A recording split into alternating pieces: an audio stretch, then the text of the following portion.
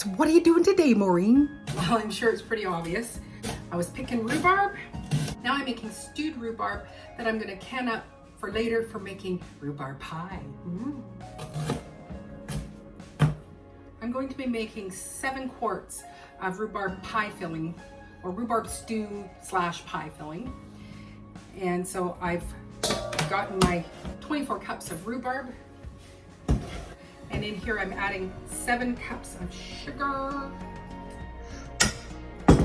And we're just letting that kind of macerate, just to let the sugars pull the juices out of the rhubarb. We make apple pie filling basically the same way, except for I do put my cornstarch in with the apple pie. And oh my gosh, is it just so wonderful to have a homemade apple pie with homemade apple pie filling.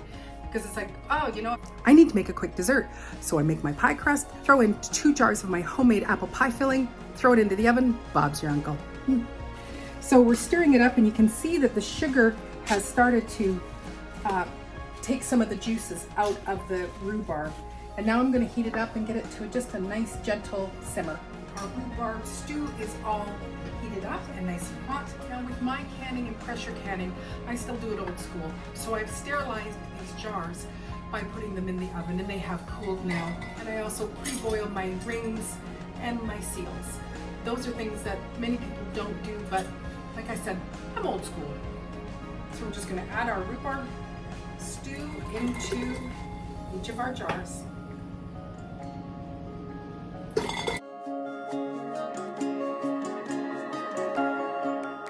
Stop the presses. Because, you know, when you're looking at what I've got going on there wasn't quite enough, and it is pretty liquidy. So what I'm gonna do is I'm gonna chop in some extra chunks of rhubarb. It's gonna go through the pressure canner, so it is gonna soften that up. I would just like to have more substance in my rhubarb pie. So I've leveled them all out to even it out so that I will get all 7 jars. And then I'm just gonna add in some fresh chopped rhubarb, because there's lots more out there. I'm gonna take the debubbler and just kind of swirl them in there so they get distributed through. And we'll just keep raising it up until we have enough.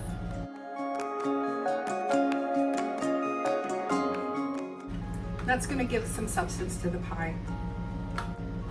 I'm then gonna also add in some lemon juice. I'm gonna put in 2 tablespoons worth into each jar, and then stir that in too.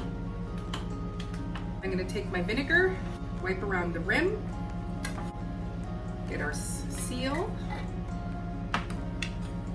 screw on the ring, just a finger tight, and into the canner it goes.